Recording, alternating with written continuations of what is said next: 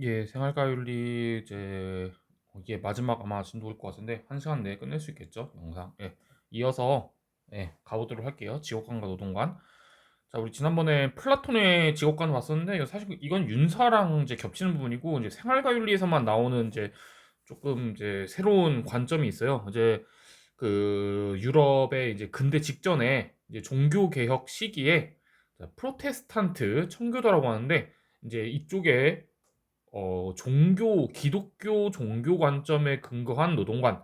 그래서 대표적으로 이 종교 개혁을 주동한 이제 세계사에서 등장하죠. 장 칼뱅이라는 사람. 이제 이따가 기독교에 대해서 조금 다시 설명을 할 건데, 어, 종교 개혁이랑 대체 이 노도 이쪽이랑 무슨 상관인지 이거를 잘 파악을 하셔야 되고, 이거를 바탕으로 그 사회문화 1단에서 여러분들 기능론 갈등론 배울 때 대표적인 이제 기능론자 관점에서 사회학을 설명한 이제 막스 베버. 이 사람들 두 사람은 중요한 게 구분할 필요가 없어요.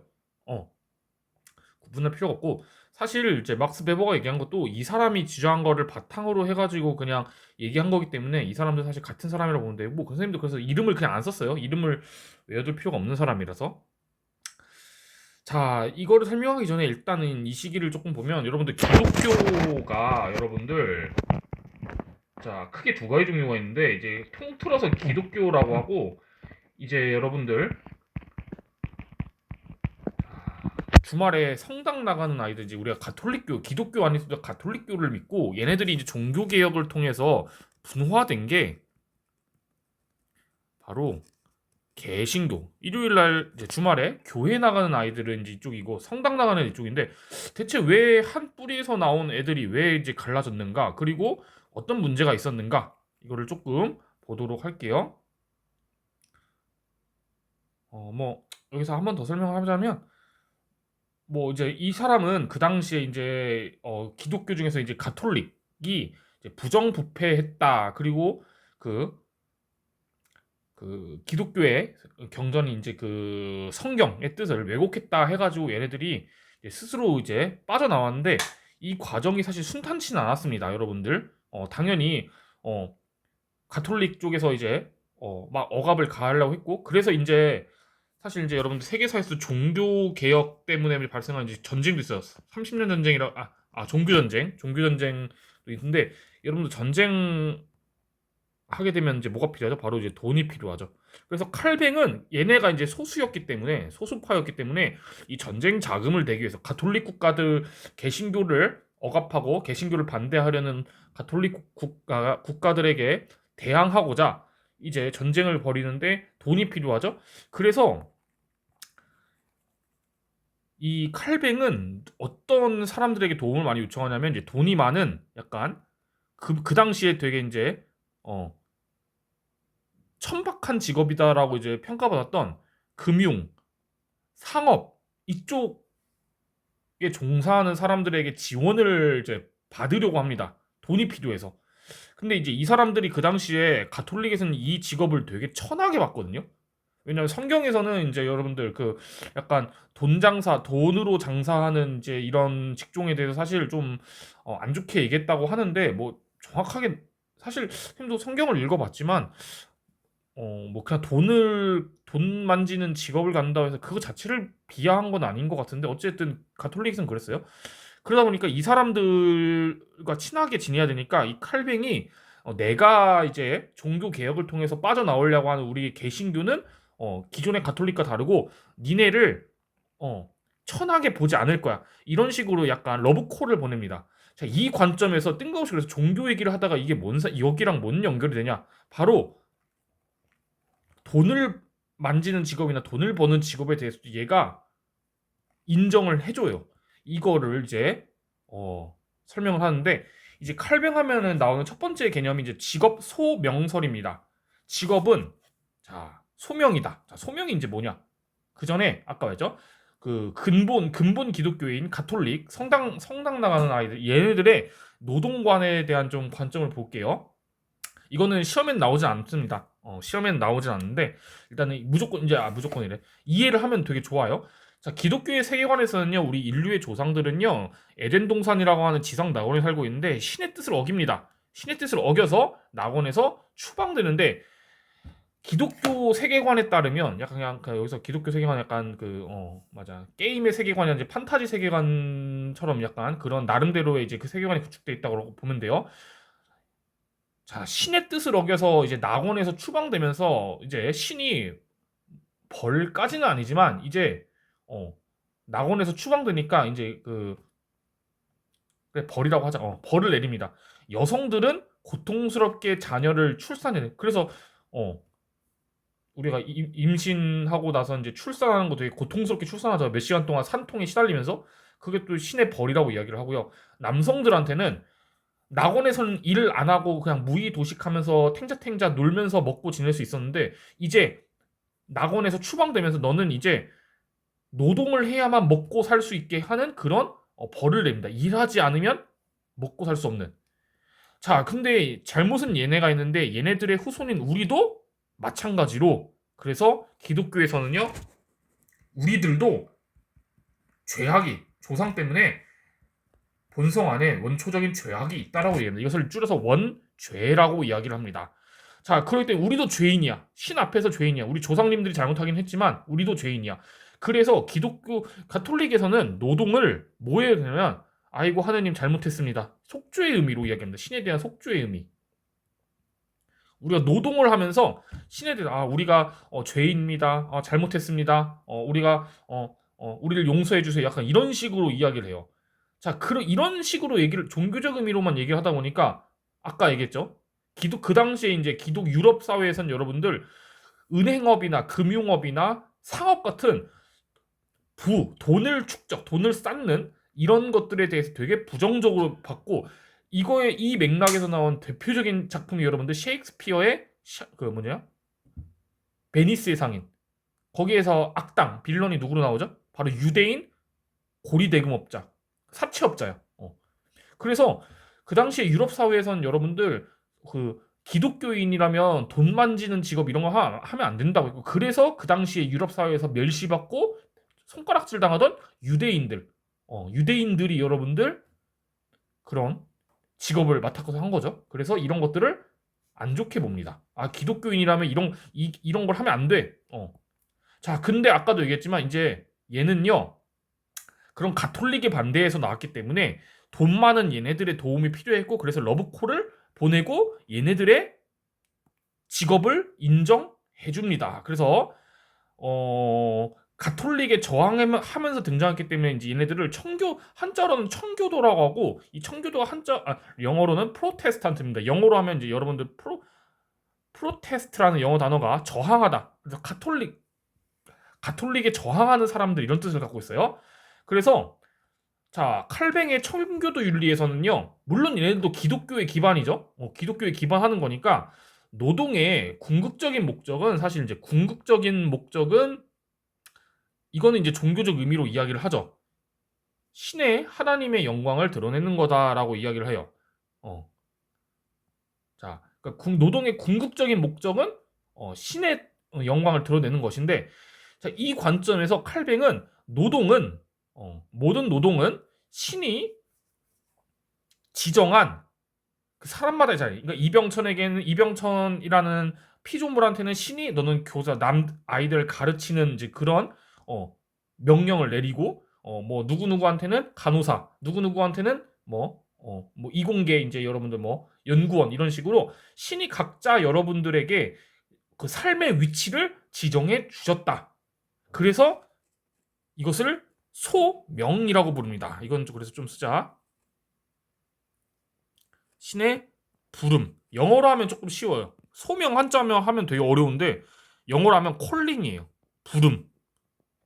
우리 노래 중에서 명동 콜링 이런 거 있죠. 신의 부름입니다. 명령. 그래서 자, 모든 카톨릭에 의하면 모든 직업은 신이 지정한 소명이다라고 이야기를 하고 그래서 칼뱅은 직업에는 귀하고 천함이 없다라고 이야기를 합니다. 모두 평등하다. 근데 이렇게 얘기하면 좀 똑똑한 아이들은 좀 이렇게 생각하는 경우도 있어요. 선생님,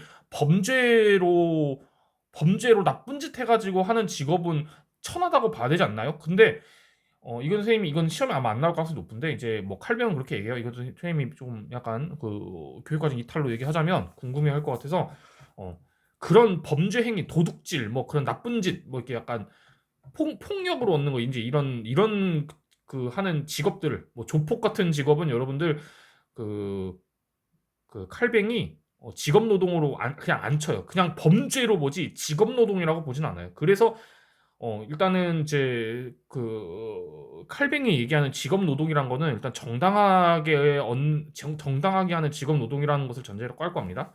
그래서 신이 지정한 소명이다. 그리고 신앙의 실천 방법. 내가 그 아이들을 가르치는 일을 하면서도 이거 여기다 하겠다. 이것을 종교적인 신앙 이런 것을 실천할 수 있다라는 얘기죠. 간호사는 어, 병원에서 근무하면서 학교에서 근무하면서도 일을 하면서도 신앙을 실천할 수 있고 그리고 정당하게 노동했다면 니네가 돈 쌓는 것도 일단 이것도 긍정합니다.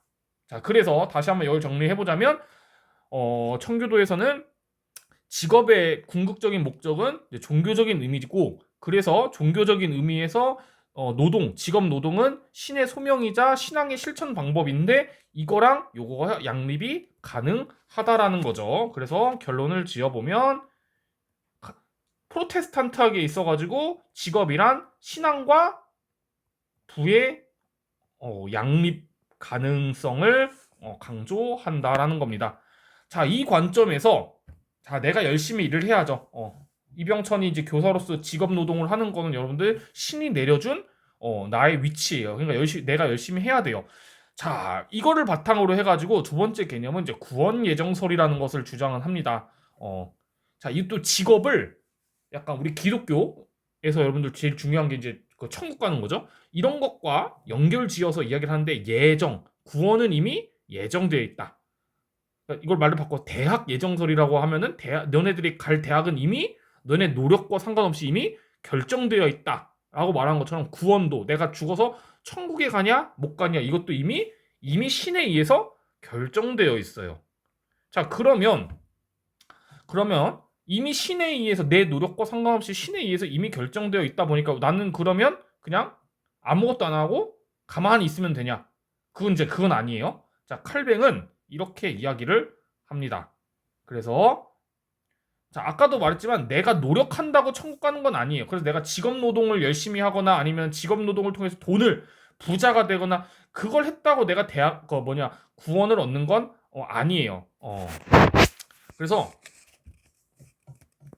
여기 지금 선생님이 조금 헷갈리니까 보면은 부의 축적을 한다고 해가지고 화살표 구원을 얻는 것은 아닙니다. 그래서 마찬가지 맥락 두 번째로 보시면 부의 축적은 구원을 얻기 위한 수단은 될 수 없어요. 왜냐하면 이미 결정됐기 때문에 부의 축적을 했다고 구원을 얻을 수 있는 건 아니에요.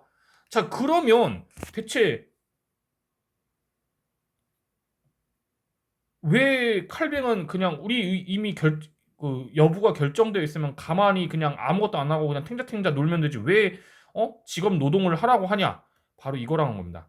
부의 축적은 내가 이미 구원받았음을 알 수 있게 해줘. 근데 내가 구원받았다는 걸 알 수 있으려면 내가 죽어서 천국에 죽어봐야 이제 되는데 죽어야 이제 신의 뜻을 알 수 있게 되는데 근데 아직 안 죽었잖아. 그러니까 아직 안 죽었지만 우리가 현세에서 확인할 수 있는 증거. 내가 죽지 않더라도 살아 있을 때 내가 천국에 가냐 혹은 천국에 못 가냐 이런 것을 알 수 있는 증표가 바로 부자라는 겁니다. 이 사람이 열심히 정당하게 일을 해가지고 부자가 됐어? 그러면 너는 확실해. 뭐가 확실해? 너 구원 받았어. 신의 사랑을 받은 거야. 이걸 확인하는 티켓이라는 거죠. 이해가시죠? 그래서 아까도 얘기했지만 얘가 이제 스윙스가 돈을 열심히 모아가지고 부를 쌓았어. 부자가 됐어. 이거 부자가 됐다고 해가지고 구원을 얻을 수 있는 건 아니에요. 구원의 입장권은 아니에요. 입장권은 아니고 이미 영수증이에요. 구매했음을 확인하는 증거, 영수증이에요. 알겠죠? 그래서 여기가 조금 되게 말이 헷갈려요. 조심하셔야 돼요. 조심하셔야 돼요. 이 차이를 좀 방학 동안에 열심히 공부하시길 바랍니다. 그래서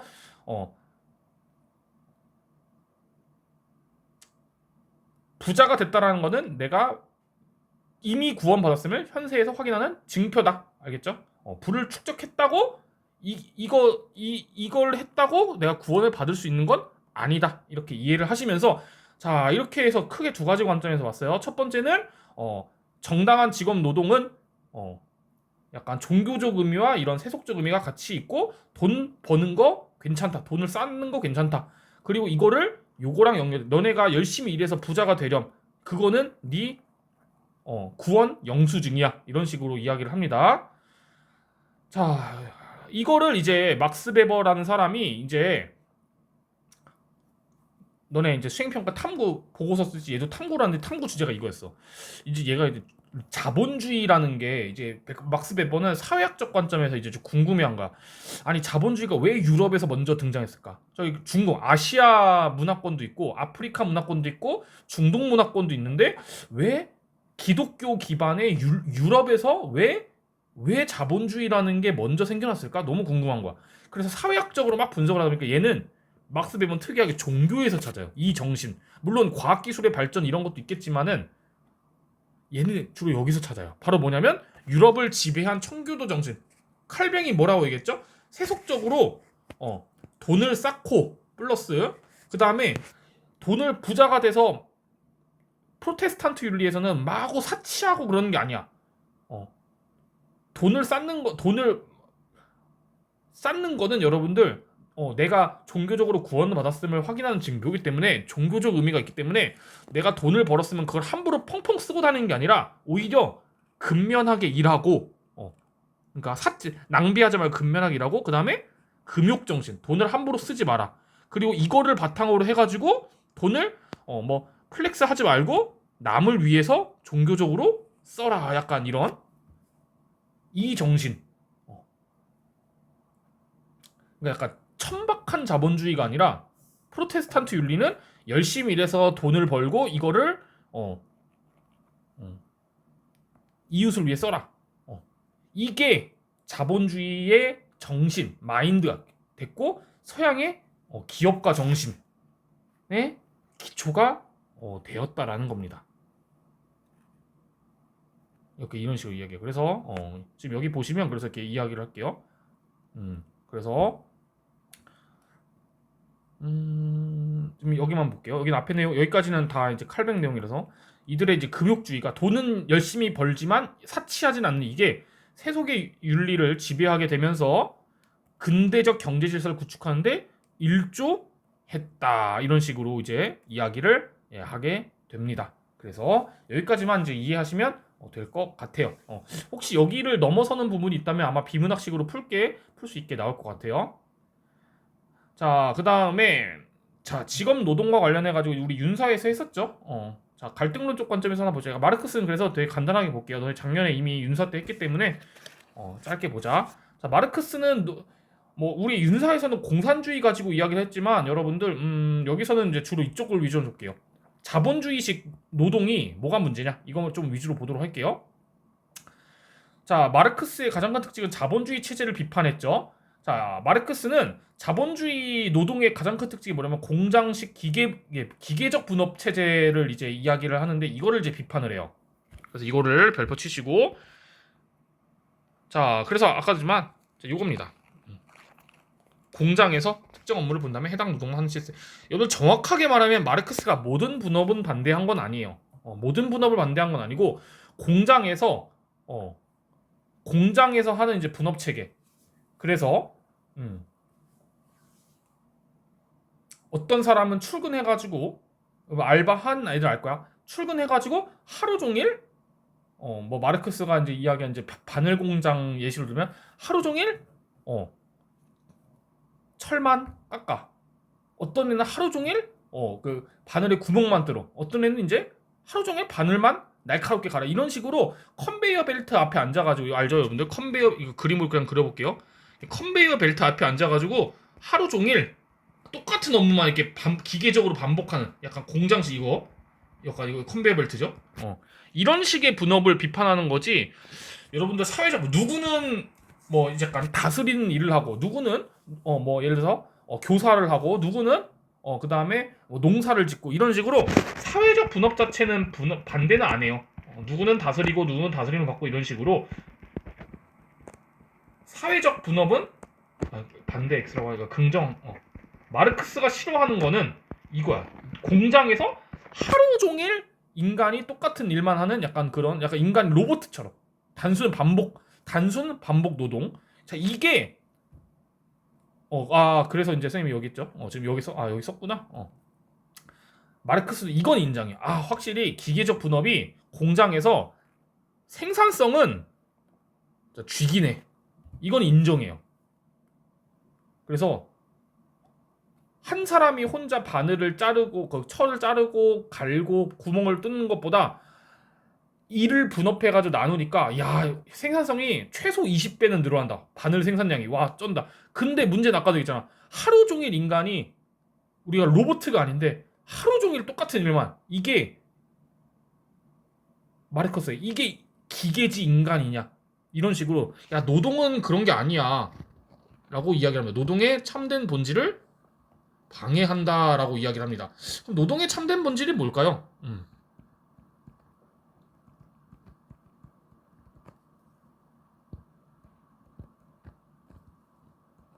뭔가 노동이란 거는 단지 먹고 살라고 하는 게 아니에요. 마르크스에 의하면 돈 벌기 위해서 하는 게 아니라 예술은 하나의 창조적인 자아 실현이에요.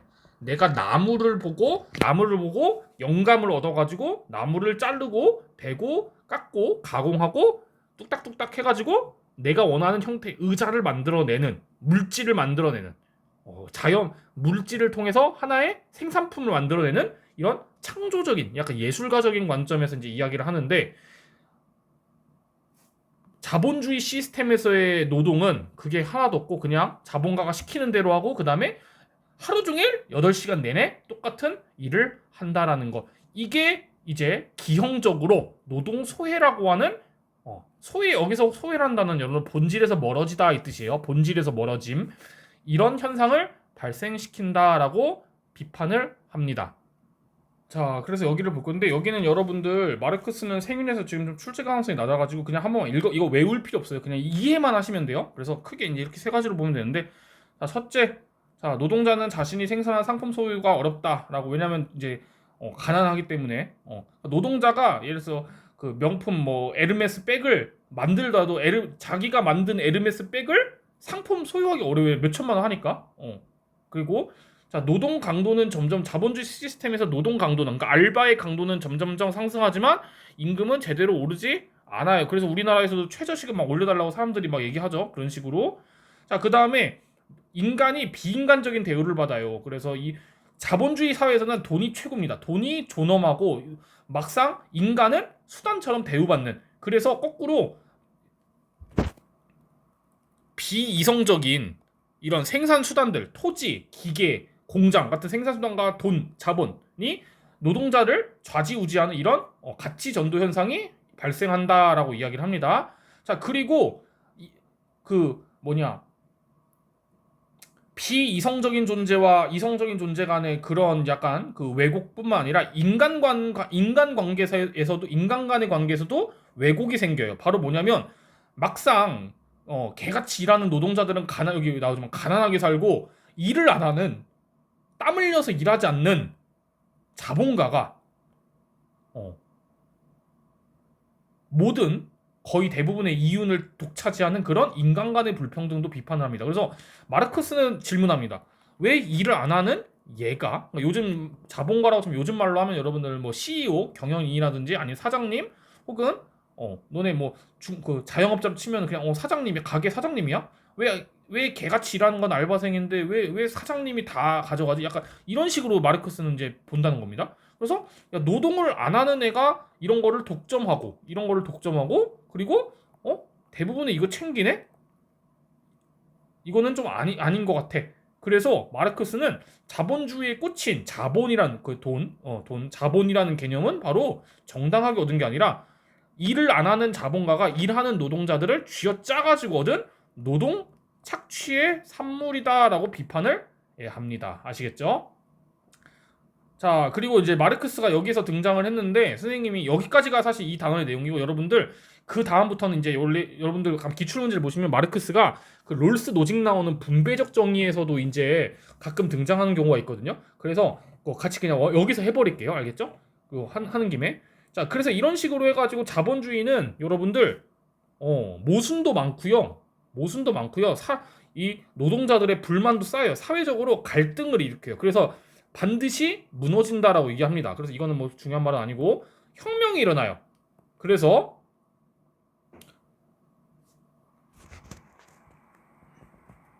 사회 다수를 차지하는 가난한 노동자 계급끼리 협력을 해서 약간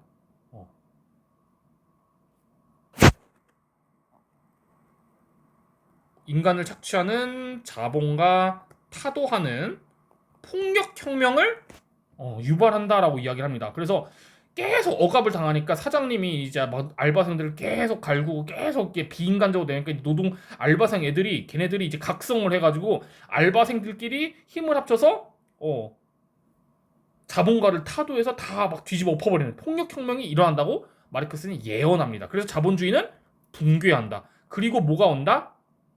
공산주의 사회가 도래한다라고 이야기합니다. 자, 공산주의에서는 1번 아까도 말했지만 자본가들에게 착취당하면서 그 다음에 정말 인간이 로봇처럼 기계처럼 단순 반복 노동만 하지 않는 자유로운 노동이 실현된다. 그리고 인간을 억압하는 노동자를 억압하는 사회 기제인 바로 국가라는 시스템도 사라진다. 그 다음에 노동자 계급, 자본가 계급, 금수저, 은수저, 흑수저 이런 사람들 간의 계급 나누는 이런 것도 사라진다라고 이야기를 합니다. 그래서 선생님 그럼 공산주의 사회는 국가 아니에요? 공산주의 국가 아니에요? 아니에요. 마르크스가 말하는 이거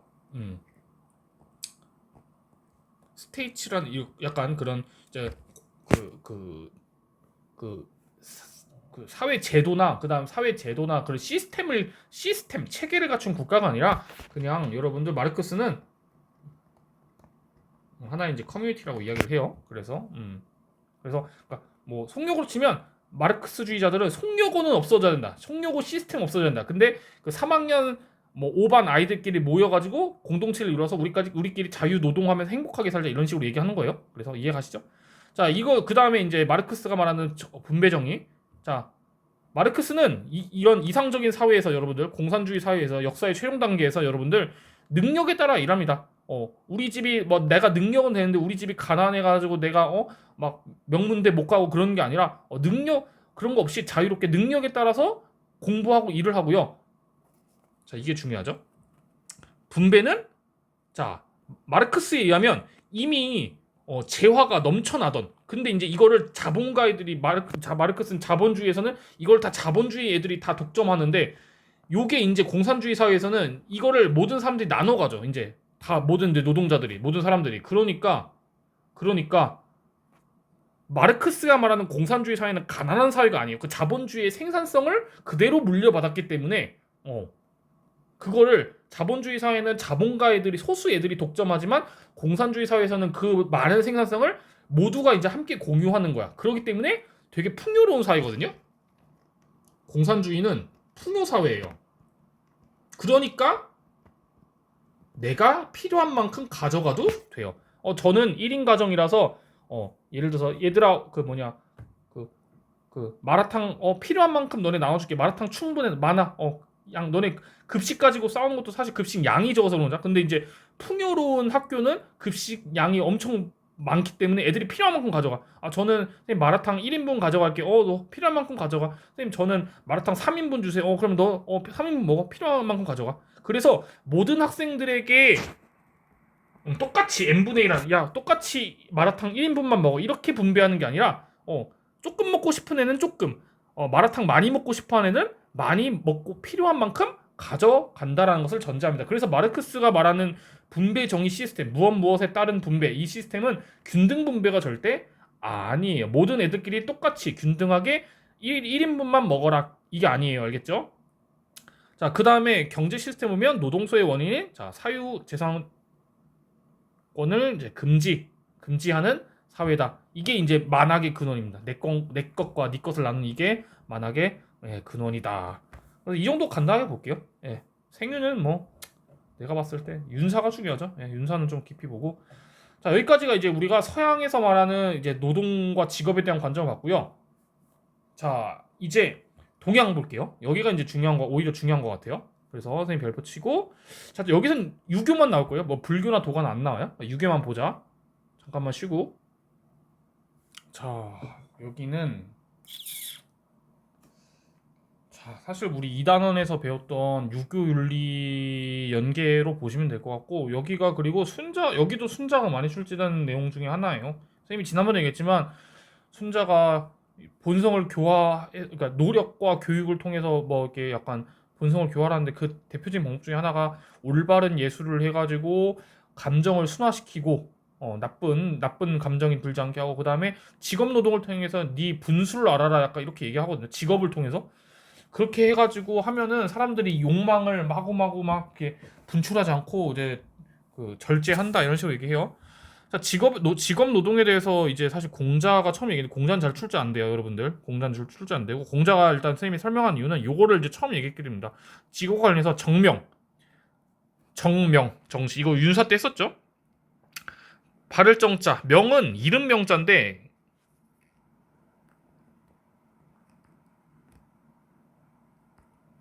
뭐냐면 그냥 선생님 봤을 때 너네 약간 직급 이렇게 생각해. 너의 직급 명칭에 맞게 그런 바른 행동을 해라라는 겁니다. 그래서 정명은 이름 명자인데, 그냥 선생님 봤을 때 내가 가진 그 직업의 직급, 내가 사장이라는 직급이 있으면 사장답게, 이해가죠? 내가 교사라는 직급을 갖고 있으면 교사답게, 교장이라는 직급을 갖고 있으면 교장답게. 이게 이제 공자는, 그래서 다스리는 임금 군주뿐만 아니라 다른 사회 구성원들도 다, 노동자나 혹은 이런 평범한 백성들도 자기 직급에 맞는 역할을 해야 된다라고 이야기를 합니다. 그래서 여기 있죠. 지금 그래서 너네 좀 조심해야 되는 거는, 이런 정명 정신이 여러분들 나라의 통치자만 갖고 있는 게 아니라 내가 봤을 때 모든 계층이 낚시 조심해야 될 것 같아요. 이거 선생님 별표 쳐놓게. 그래서 모든 계층에게 필요하다. 그래서 농부면 농부답게, 신하면 신하답게, 부모면 부모답게, 약간 이런 식으로 모든 계층이 갖고 있어야 된다. 자, 이거를 바탕으로 해가지고 여러분들 이제 계승되는 게 성선설의 이제 맹자와 성악설의 순자입니다. 자, 그래서 입장이 다른 게, 성선설인 맹자는 직업 노동이 중요한 이유가, 성선설이니까 뭐라고 얘기했어? 내 본성의 선함을 드러내기 위해서 하는 거고요. 순자는 직업 노동이 필요한 이유가 악한 본성을 교화하기 위해서야. 근데 이렇게 차이점만 보지 마시고, 선생님은 차이점은 이제가 쉽게 알 것 같아서 공통점 위주로 갖고 왔어요. 어쨌든 공자의 정명사상을 계승한 맹자와 순자이기 때문에 유교 관점에서 유교보이들이기 때문에 공통점 위주로 갖고 왔어요. 그래서 일단은 여러분들 대인, 소인 이런 식으로 구분을 합니다. 그래서 나라에 큰 일을 해야 되는 사람과, 소인이 요즘 현대사에서는 좀 나쁜 의미로 쓰이는데 그냥 요즘 말로 치면 그냥 평범한 사람이야. 평범한 사람들이 해야 될 일은 따로 있다. 구분을 하고요. 대인과 소인. 근데 그래서 이거 맹자만 쓰는 표현은 아니에요. 대인, 소인.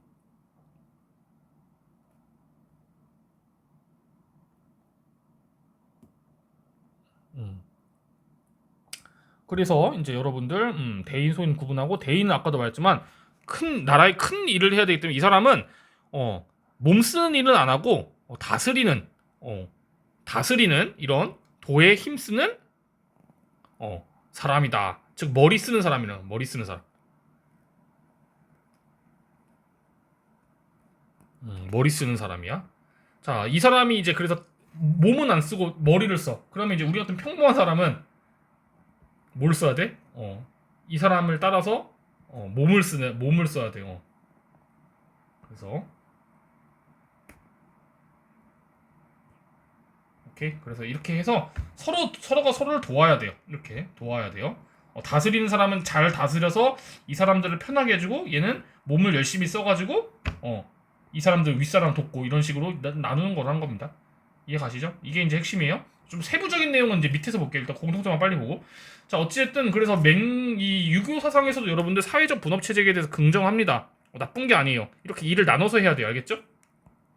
그리고 자기 직분에 충실하는 건 당연히 사회적 화합에 도움이 되겠죠. 이 사람이 자기 일을 열심히 해가지고 나라를 좋게 만들면 사회 화합이 좋아요. 이 사람도 자기 일을 열심히 해가지고 열심히 생산하고 이렇게 하면 노동을 하면은 사회 화합에 도움이 되겠죠. 그리고 직분에 있어서 유교니까 당연히 뭐야 중요한 게 요게 요거보다 중요하다. 도덕이 이익보다 중요하다. 그렇다고 이익을 아예 무시하는 건 아니다. 이익 추구 아예 하지 말라 이런 건 아니고 절대 아니고 요것과 요것이 그 충돌했을 때는 요거를 우선해야 된다. 이제 이게 유교의 주장이야. 이게 이제 공통점의 주장이고. 그래서 우리 2단에서 했던 내용이 연속이에요. 뭐 새로운 거 없어요. 자, 맹자 관점에서 그럼 조금 더 심화져 볼게요. 성선설이니까 여러분들 이제 볼게요. 자, 맹자는 이제 항산과 항심을 나눠가지고 이야기를 하는데요. 항산이란 거는 항은 여러분들 그 약간 그 안정적인 일정한 이런 뜻입니다.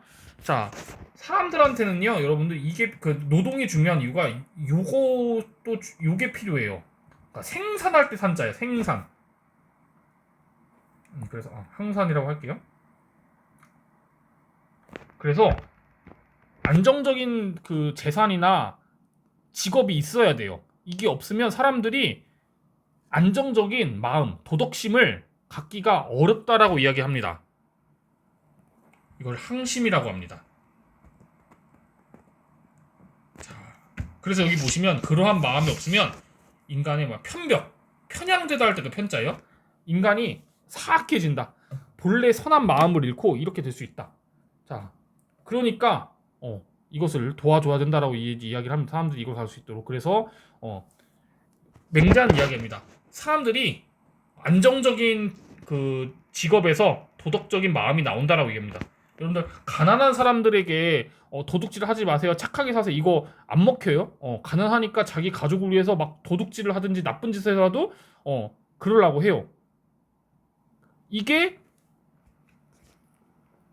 그래서 이것을 그래서 도와주는 게 사람들이 이것을 유지할 수 있게 도와주는 게 그게 다스리는 자들의 임무라고 얘기해요. 정치의 시작이다. 라서 얘기합니다. 이게 이제 평범한 백성입니다. 평범한 백성들은 이런 것을 잘 안정된 생업이 필요하다. 근데 이제 평범한 백성들은 그런데 그러니까 평범한 학생들은 급식 안 먹고 굶으면 애들이 막 미쳐 날뛸 수 있다고 얘기해. 근데 선생님들은 그러면 안 돼. 맹자가 보기에 선비, 군자 같은 도덕적 존재 선생님들은 급식 못 먹었다고 막 애들처럼 막 날뛰고 막 화내고 그러면 안 돼.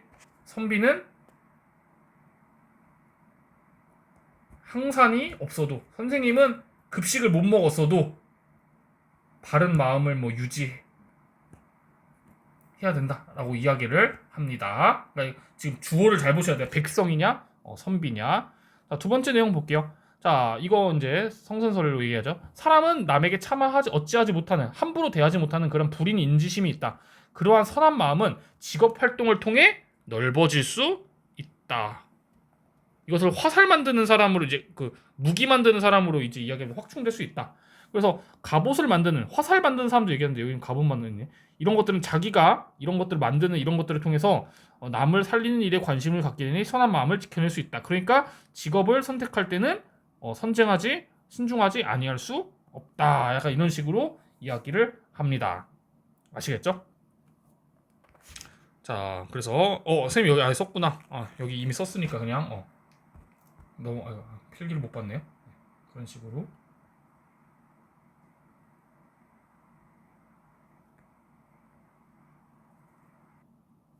그래서 근데 조심해야 되는 게 선생님 봤을 때 조금 이것도 말장난으로 날 수 있는 것 같은 게 이거 유교에 의하면 이따가 순자할 때 얘기했지만 직업 선택은 절대 자유 아니에요. 직업 선택은 자유롭게 내가 뭘 잘하는지를 좀 따져봐야 되기 때문에 직업은 자유롭게 선택을 할 수 없지만 직업을 통해서 내가 선하게 살 건지 아니면 나쁘게 살 건지 이거는 우리가 도덕적으로 살 건지 말 건지 이거는 선택이 가능하다. 그래서 이게 말이 조금 뉘앙스가 다르니까 그러니까 직업 자체를 내가 하고 싶은 거를 선택하는 게 아니라 이제 직업을 통해서 내가 어떻게 살 것인가 이것을 이제 선택할 수 있다라는 얘기고 선생님이 지금 여기 보니까 조금 요거 너네 헷갈리 이거를 막 서로 바꿔가라는 게 아니라 어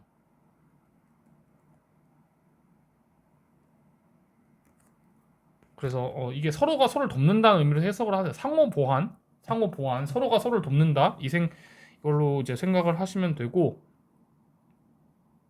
음, 네, 여기까지만 이제 이야기를 하겠습니다. 네, 여기까지만 이야기를 하고 자 그다음에 이제 순자는 성악설의 관점에서 이제 직업 생활의 중요성을 얘기를 하는데 자 첫째는 이제 그 예의법도와 직업 생활의 관계에서 얘기하면 1번은 인간의 욕망을 완전히 제거하는 건 아니고 여러분들 제거하는 건 아니고 적절하게 절제하여 충족시키는 적당히 인간의 욕망은 절대 없앨 수 없습니다.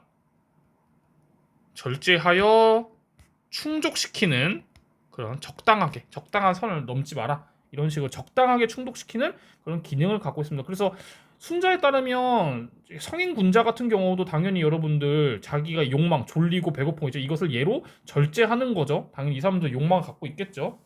자, 둘째는 아까도 말했지만 인간은 이기적이라서 누구나 좋은 직업 갖고 싶어, 누구나 의대 가고 싶어하고 누구나 의사 되고 싶어해요. 근데 아무나 의사하면 안 되기 때문에 이런 갈등을 조정하기 위해서 잠깐 그 사회 계층 간의 이제 재화도 분배 기준이 되지만 직분, 계층을 나누는 기준으로서 이제 예라는 이제 그 시스템을 강조를 합니다. 그래서 나라를 다스리는 통치자, 정치라는 위정자나 이런 걸 선정하는 건 여러분들 덕과 능력, 그 사람이 덕이 있느냐, 능력이 있느냐 이런 것을 기준으로 삼아서 이것을 기준으로 하는 제도, 예법 이것을 고려해서 선정을 해야 된다. 그래서 덕과 능력, 예법 이제 기준과 제도, 시스템 이것을 다 고려를 합니다. 그래서 너네 7월 모의고사도 나왔지만 그래서 순자는 되게 이제 옛날 사람인데도 이제 신기하게 신분제에 대해서 거부를 합니다. 귀족 아들은 무조건 귀족 이게 아니라 귀족 아들이어도 덕과 능력이 없으면 다운그레이드 돼야 된다고 이야기합니다. 능력주의에 대해서 옹호를 한다.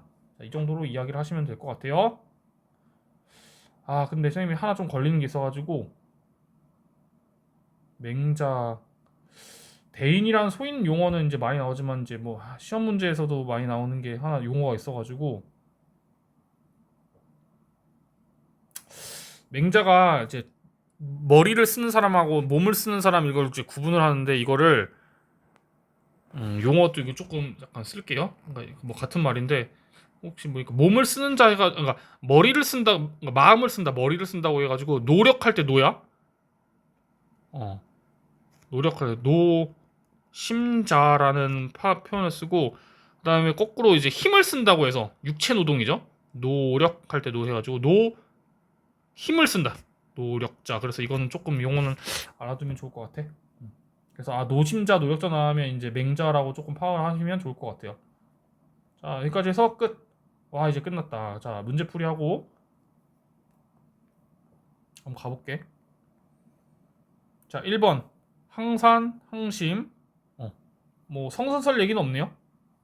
그러면 이제 이거는 바로 맹자 가시면 되고 그다음에 예의법도 그래서 예의를 힘써 행하라 막 이런 식으로 얘기하고 그리고 맹자가 나왔기 때문에 예법 강조하고 이미 맹자가 도출됐죠. 그러면 이제 순자일 가능성이 높죠. 여기서 성악설이 없네요. 자 1번 성인은 백성들의 기본적인 생기 유지를 중시한다. 주어가 백성들이죠. 백성은 평범한 학생들이에요. 평범한 학생들은 급식 먹여야 돼요. 먹이는 게 중요해요. 그래야 애들이 착해져요. 그러니까 적절하지 않은 거죠. 정답 맞고 2번은 경제적 안정은 백성의 도덕적 삶의 기반이 된다. 자 그러면 선후 관계를 봐야겠죠? 항산 항산이 있어야 백성들은 항산이 여기 백성 항산이 있어야 항심이 있죠. 그렇죠? 그러니까 기반 이거 화살표 낚시 조심하셔야 될 거 선후관계 낚시 맞고요. 3번 사회적 역할 직업은 능력보다는 선호에 따라 결정되기 안 내가 하고 싶은 대로 애들이 선호한다고 다 의대 보내주면 안 되죠. 그렇죠? 틀렸고 4번 얘를 기준으로 해서 여기서 얘가 나왔는데 얘를 기준으로 한다라고 얘기했는데 여러분들이 뭐 크게 의미 없어. 선생님이 지금 여기다가 덕과 능력을 기준이라고 했고 이거 예법을 제도라고 했는데 이거 큰 차이 없으니까 너무 걱정하지 않으셔도 돼요. 이거 뭐 내가 오히려 지금 이 당시 옛날 문제 선지가 조금 이게 좀 약간 오류라고 생각을 하는데 어쨌든 덕과 능력과 이제 얘를 기준으로 한다 뭐 다 같은 말로 보면 돼요. 이거를 통해서 사회적 역할이 분담된다 맞죠? 이걸 기준으로 하는 게 맞아요. 5번 사회적 분화는 사회 질서, 사회 화합, 공동체 화합 유지하는 데 기여할 수 있다는 거는 누구나 긍정할 내용이죠. 그래서 둘 다 맞습니다.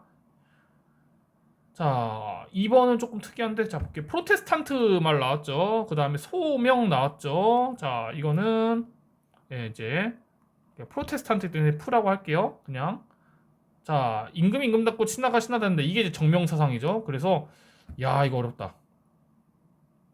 야 이거 잘 안 나오네요. 공자 그냥 유교라고 보시면 될 것 같아요. 그냥 공자 유교 알겠죠? 그래서 그냥 이런 경우에는 그냥 유교로 놓고 보는 게 푸는 게 나은 것 같아. 와, 야 이렇게 되네. 그래서 공자가 나오긴 나왔었네. 자 보자 1번 칼뱅 베버는 경제적으로 부유하다면 일을 하지 않아도 아니죠. 예. 부유해도 근면성실하게 계속 일을 해야 돼요. 그게 이제 구원의 증표를 확인하는 거니까 게으르게 일을 하지 않아도 된다. 이걸 이렇게 약간 그 낭비하고 사치하고 게으른 거에 대해서 기독교적 관점에서 이제 비판을 해요. 아니에요. 2번 갑은 금욕적 태도와 자본주의 정신이 양립 가능하다고 봅니다. 이거를 통해서 가난한 이웃을 돕고 내가 돈을 많이 벌어가지고 돈을 아낀 다음에 이것을 남을 위해서 돕고 그 다음에 그거를 나 잘 먹고 잘 사는데 쓰는 게 아니라 내 기업을 성장시키고 투자하고 업그레이드 시키고 프랜차이즈화 시키고 이게 이제 여러분들 기업가 정신에 일하는 거죠. 미국의 약간 기업가 정신이 여기서 많이 유래를 했죠. 내가 내 기업을 더 성장시킨다. 약간 이런 식으로. 3번 유교는 직업을 통해서 최대한의 이익을 추구한다. 최대한의 이익, 뭐 이건 좀 아닌 것 같아요. 최대한의 이익은 조금 아닌 것 같아요. 도덕 무시하고 이익만 최대한 하면 장땡이 이런 식으로 보지 않는 것 같아요. 이것도 좀 옛날 문제라서 조금 허접하네. 그다음에 4번 유교는 각자가 자신의 직분에 충실할 때 공동체가 유지된다. 맞죠? 각자가 자기 역할 잘하면 공동체 유지되죠. 5번 갑과 을은 부의 축적의 궁극적인 정당화 근거를 금욕에서 찾는다. 이거는 을은 판단 불가선지예요. 자, 갑은 자 보면은 부의 축적을 자 이것도 맞고 이것도 맞는 것 같은데 잘 보시면 여러분들 잘 왜 틀리냐면 자 부를 쌓는 거에 궁극적인 정당화 근거 그러니까 무엇을 근거로 해서 부를 축적할 수 있느냐 이것을 금욕은 여러분들 그 기업가나 노동자들 사람들의 태도일 뿐이지 이게 정당한 근거는 아니에요. 그러니까 부의 축적의 근거는 여러분들 금욕이 아니라 기독교라서 신의 소명이죠. 신이 명령했기 때문에 야 너 열심히 돈을 벌어서 내 영광을 드러내라 이런 식으로 요거의 근거는 요거를 근거로 해서 이게 된다는 거죠. 알겠죠? 그래서 이거는 그래서 답이 틀렸습니다. 4번. 3번 볼게요. 자, 프로테스탄티즘, 자본주의 윤리, F, 을은 자 자본주의 까고 있죠, 그렇죠? 사유재산을 지향하고 자, 계급이 소멸된 사회를 추구하죠. 마르크스. 자, 1번. 자, 프로테스탄티즘이 세속적 삶을 위해 부를 지향한다고 본다.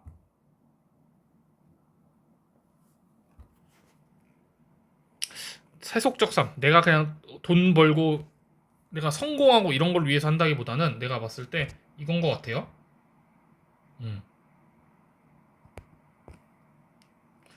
부를 지향하는 건 맞아. 근데 이게 종교적 의미죠. 신의 뜻을 신의 영광을 드러내기 위해서 부를 허용한다라고 이렇게 보겠죠. 그래서 틀렸고 2번 마르크스는 자발적 노동을 통해서 인간의 그쵸?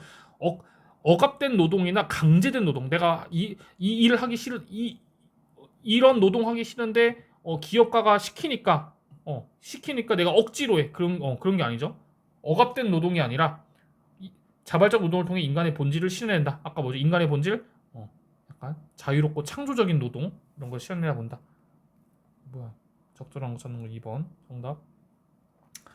3번 프로테스탄트는 마르크스랑 달리 노동을 통한 자본의 형성을 부정해야 한다고 본다. 자, 프로테스탄트가 노동을 통해서 자본을 형성하는 것을 부정하지 않죠. 돈, 이게 부죠. 이걸 쌓는 것을 부정해야 된다고 보지 않아요. 자, 4번 마르크스는 프로테스탄트와 다르게 필요에 따른 분배가 노동 의욕을 늘린다고 보겠죠. 야, 너네 자유롭게 일하고 마음껏 가져가. 그럼 애들이 와 하고 막 으쌰으쌰해서 의욕적으로 일하겠죠. 5번 프로테스탄트 마르크스는 노동의 분업을 통해 인간 소외를 극복해야 한다고 본다. 자, 일단 5번 갑 입장에서는 이거 맞는데 얘들도 이거 긍정하겠죠. 어떤 사람은 뭐 그 상업을 해야 되고 어떤 사람은 농업을 해야 되고 어떤 사람은 업을 해야 되고 일을 나눠야겠죠. 근데 이거는 맞는데 노동 인간 소외 극복 이게 틀린 것 같아요. 갑 입장에서는 이거를 뭐 소위 극복하자는 얘기 안 했으니까. 자, 그리고 이게 조금 애매해. 이게 옛날 문제라서 마르크스가 아까도 말했지만 모든 분업을 반대한 건 아니거든요. 여기서 말하는 근데 노동은 선생님 봤을 때 공장식 기계적 분업이라고 봐야 될 것 같아요. 이거는 이제 이거를 마르크스는 이거는 이제 의리 반대할 내용이죠. 그래서 하나씩 틀렸어요. 자, 4번. 자, 예의법도 이제 예법 강조하고 인간의 약간 이기적인 측면을 약간 이야기하고 있죠. 그래서 이거는 순자. 자, 을은 세 계층. 머리 가슴배 타고난 성향에 따라 한 가지 일. 그래야 조화. 간섭하면 사회해악. 이거 플라톤이죠. 그렇죠? 네. 기업. 순자. 군주가 나라를 다스리려면 모든 직분, 모든 직업에 통달해야 된다. 아니죠? 군주는 나라는 다스리는 머리를 쓰는 일에 힘쓰는 자기 때문에 뭐 농사든 뭐 그 수공업이든 이런 거에 다 통달할 필요는 없어요. 알겠죠? 니은 사회 구성원을 직분을 도덕적 나누는 도덕적 기준이 존재한다. 그게 뭐야? 예법이죠. 디귿 세 계층 통치자, 방위자, 생산자가 각자의 직분, 직업에 충실해야 정의가 플라톤이 말하는 정의가 뭐였죠, 여러분들? 바로 조화, 통일이야. 하모니. 나라의 정의는 그래서 나라의 통일성이야. 각자 열심히 일하면 정의가 실현될 수 있다고 보는 게 맞겠죠. 리얼 직분을 구분하는 거. 나는 다스릴게. 나는 그 농사 지을게. 나는 그러면 그 뭔가 물품 만들게. 약간 이런 식으로 하는 거는 공동체 이익 증진에 도움이 된다. 자, 플라톤은 당연히 선생님이 맞죠. 나라의 일을 이렇게 나눠서 하는 게 나라의 이익, 공동체 이익 증진에 필요해.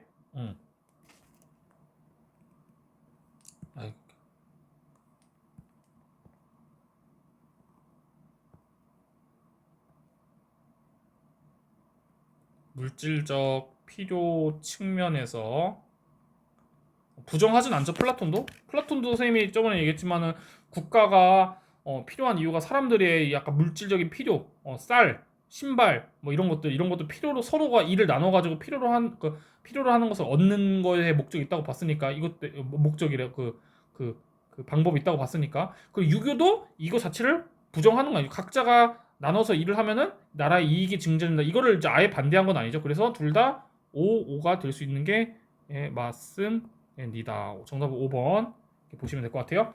자, 이제 마지막 가겠습니다. 여기는 사회 쟁점이고 요즘은 잘 안 나와요. 딱 뒤에 정량표 여기는 그냥 빠르게 볼게요. 자, 기업윤리 하나 보고 그 다음에 뒤에 공직윤리 볼게요. 그래서 자, 요즘은 백종원 씨 때문에 또 이런 거 시끌시끌한데 어쨌든 경영도 윤리적으로 해야 된다. 이제 요게 대표적으로 경영윤리 ESG. 자, 근데 경영윤리에 대한 관점이 조금 학자들마다 다릅니다. 자, 그래서 여기를 볼게요. 자, 기업의 사회적 책임에 대한 입장이 다른데 프리드먼이라고 하는 이 사람 이제 경제학자야. 좁은 의미의 사회적 책임이에요. 에로나 보기 사람 이름 외울 필요 없어. 이거는 여기는 사상가로 나오는 데가 아니어가지고 넓은 의미로 얘기해요. 자, 둘 다 기업의 사회적 책임 이야기예요. 기업은 소셜 리스폰서빌리티가 있다. 사회적 책임을 추구한다. 이게 있다가 이제 보면 달라져. 이렇게 나누죠. 자, 그 다음에 이제 둘 다 얘는 경제학자, 얘는 경영학자들이거든요. 그래서 공통점은요. 기업은 여러분들 기업은 돈 버는 단체예요. 이게 목적이에요. 공익단체가 아니에요. 돈을 학교는 이익단체가 아니죠. 학교가 돈 벌기 위해서 존재하는 거 아니죠. 학교는 공익단체예요. 아이들의 우리 오히려 무상급식, 무상교육을 통해 가지고 애들한테 학교 나올 수 졸업할 수 있게 돕는 공익단체죠. 학교가 돈 번 단체가 아니죠. 너네들 학교 다니기 위해서 돈 내? 아니잖아, 그치? 학교는 돈 미세가 아니다. 근데 기업은 돈 미세 해도 괜찮다. 이윤 추구가 목적이다. 그 다음에 이따가 보겠지만은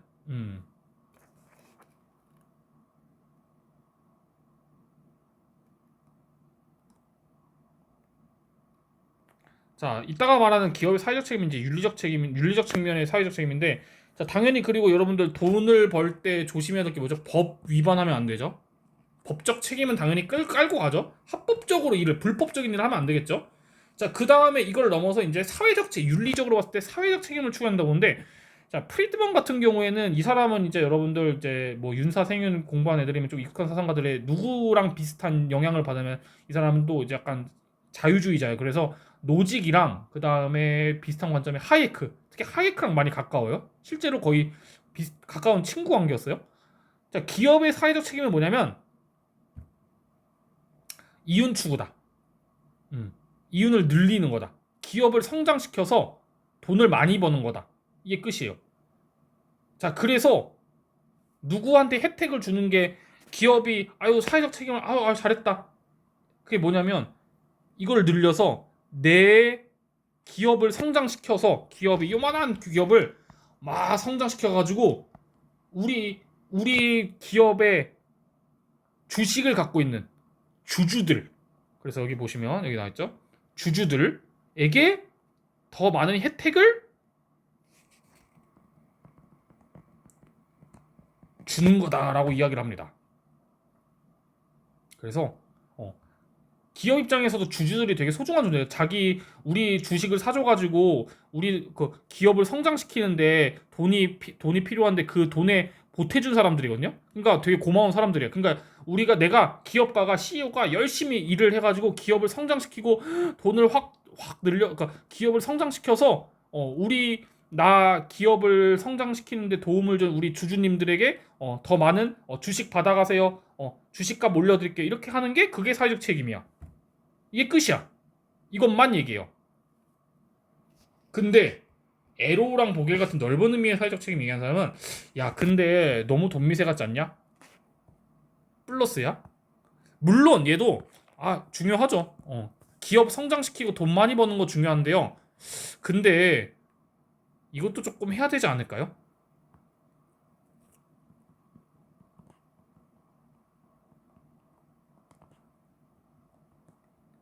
기업이 나서서 환경을 지키고 장애인이나 차별받는 소수자들 대상으로 이 사람들 고용하고 이런 식으로 윤리 경영을 해서 주주들도 중요한데 주주뿐만 아니라 내 기업 경영 행위를 통해서 영향을 받는 사회 전체 구성원들, 그래서 이 사람들한테도 조금 도움이 돼야 되지 않을까요? 이게 이제 얘네들의 관점입니다. 그래서 서로 깝니다. 대표적으로 이제 프리드먼이 이렇게 자기 책에서 이렇게 이야기를 하는데, 자 여기 이건 좀 좋은 말 여기 조금 필기하면서 읽을게요. 나는 프리드먼이에요. 좁은 의미의 사회적 책임. 기업의 사회적 책임은 오로지 법을 준수하면서, 당연히 법 준수해야죠. 자유로운 경쟁에 전념하여 수익을 내는 것뿐이라고 생각을 한다. 사회를 향한 기업인의 선의가 사회에 반드시 좋은 결과를 가져오는 것은 아니기 때문이다.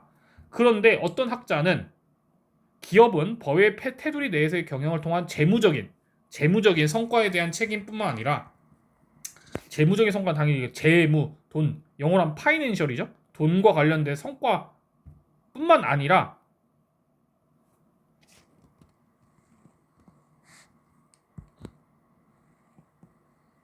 이것에 대한 사회적 책임을 얘기하죠. 이게 이제 에로와 보겔인가 보네요. 자, 근데 이제 궁금한 게 여러분들 얘네들이 이걸 왜 할까요? 이제 얘네들이 천사라서 이제 그러는 게 아니라 얘네들이 마케팅적으로 접근을 해요. 윤리 경영 하는 이유가 기업이 천사다 이게 아니라 이거를 마케팅으로 접근해요. 그래서 그 이유가 선생님이 지금 설명하려고 하는데 당연히 이것도 도움되지. 그치? 환경 보호 하면 되지. 근데 이거야. 기업 이미지야.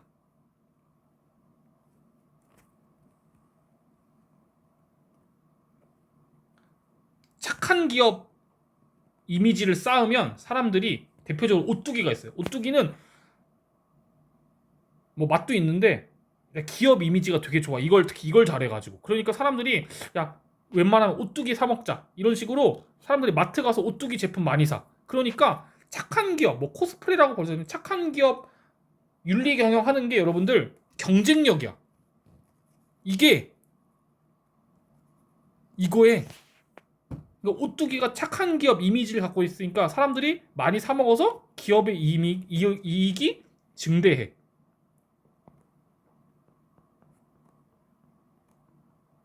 오케이. 약간 이런 식으로 이야기를 합니다. 그래서 자, 여기는 근데 요즘 잘 시험이 안 나와서 그냥 간단하게 볼게요. 오히려 여기에서 이제 오히려 많이 나오는 애는 이제 이겁니다. 정약용, 공직윤리, 경영윤리 말고 공직자, 약간 공무원들, 약간 정약용. 여기도 사실 예, 정약용을 내는 이유는 이제 그겁니다. 그 뭐냐, 그 동양사상가가 너무 안 나와서 그런 거고 여러분들 근데 우리 윤사에서는 정약용이 진짜 무시무시하게 어렵게 나오거든요. 거의 킬러죠. 예. 근데 생윤 정약용 완전 애기예요. 되게 쉽게 나오고 이 목민심서 이거 갖고만 냅니다. 자, 그래서 뭐 간단하게 볼게요. 자, 공직자 당연히 청렴해야 돼요. 선생님 청렴해 공직자예요. 청렴해야 돼요. 선생님이 뭐 너희들한테 막 반말하고 욕은 할 수 있어도 너희들 돈은 받진 않는데 내가 얘들아 막 선생님이 청렴하지 않으면 어떤 일이 발생하죠? 막 성적을 돈 주고 사고 팔 수 있죠. 선생님 얘들아 선생님한테 돈 100만 원을 주면은 선생님이 1등급 줄게. 시험 문제 유출해 줄게. 최근에 어떤 선생님이 그 어떤 교사가 그거 학부모랑 그거 하다가 걸렸죠. 지금 그래서 참 안타까운데 그래서 공무원 자 이 시기에 이미 정약용이 이거에 대해서 이야기를 합니다. 청렴 이게 중요하다. 청렴이라는 거는 뭐 뇌물 안 받는 것도 있는데 여러분들 이거예요. 나라 돈을 아껴 쓰는 것도 있습니다. 절약해서 사용해라. 나라 돈으로 세금으로 쓰는 거는 절약해서 네 사적인 거는 네 마음대로 써도 돼. 사적으로 산 거는 내 돈 내산은 내 마음 써도 돼. 근데 그 국민들의 세금으로 산 거는 백성들의 세금으로 산 거는 여러분들 음, 절약해서 사용해야 돼. 이게 바로 공직자. 근데 공직자라고는 아니지. 목민심서기 때문에 목민관. 공직자의 자세다라고 이야기합니다. 그래서 청렴 정신은 절용, 뭐 뇌물을 안 받는 것도 있지만 절약에서도 드러나고 이것을 통해서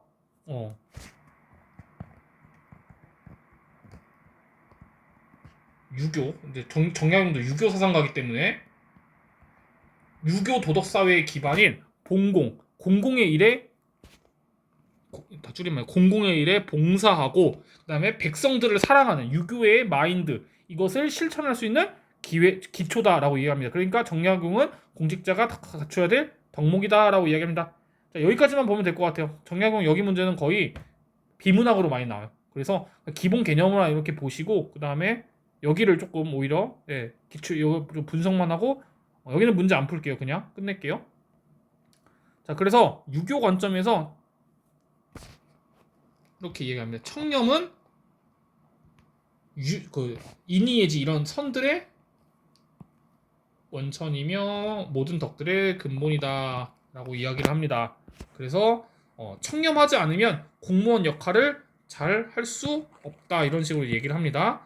자 그리고 유교 관점에서 백성을 잘 다스리는 사람은 반드시 자애롭고 그리고 자애롭고자 하는 사람은 반드시 청렴해야 된다. 그리고 청렴을 위해서는 아까 뇌물 안 받는 것도 중요하지만 절약도 중요합니다. 그래서 여기서 나오죠. 절용. 목민간의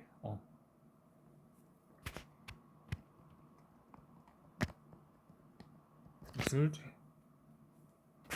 통해서 내 이익보다는 백성의 이익 증진을 위해서 노력해야 된다 하는 게 정약용의 자세입니다. 자, 그래서 여기에서 계속 저랑 얘기하죠.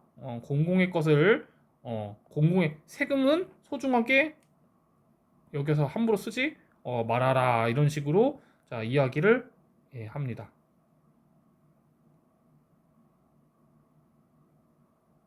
그래서 하나만 더 추가하자면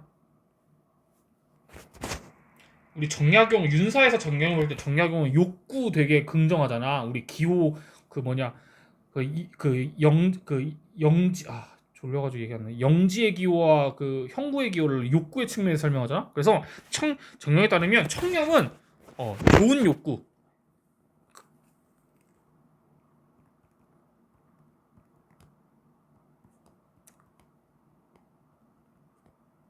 큰 뜻을 지닌 공직자의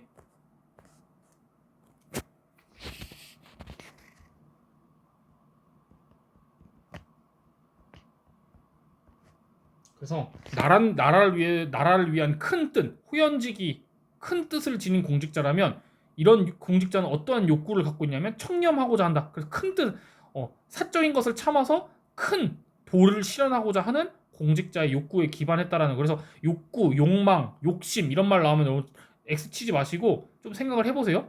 이건 이제 큰 뜻을 가진 사람은 난 나라를 위해서 막 이렇게 하겠다 이런 욕구를 가진 사람은 그러기 위해서는 여러분들 청렴해야 된다라는 거죠. 이렇게 이해를 하시면 될 것 같습니다. 여기는 문제가 너무 쉽기 때문에 그냥 안 풀게요. 예. 자 여기까지 해서 예 이제 생활관리도 전 단원 이제 마무리를 할게요. 교재에서 여러분들 아마 이제 이 부분 여기는 이제 아예 안 나. 여기는 이제 시험에서 아예 출제 안 돼요. 예. 그래서 기출문제 선생님 다 빼버렸어. 오케이? 그래서 교재만 살려놓고 혹시나 몰라서 이제 안 나오니까 자 여름방학 동안 우리 그래서 1학기 때 시험 진도 이 시험 범위 진도 나간 거를 열심히 이제 공부하시길 바랍니다. 여기까지 하고 마무리할게요. 고생하셨습니다.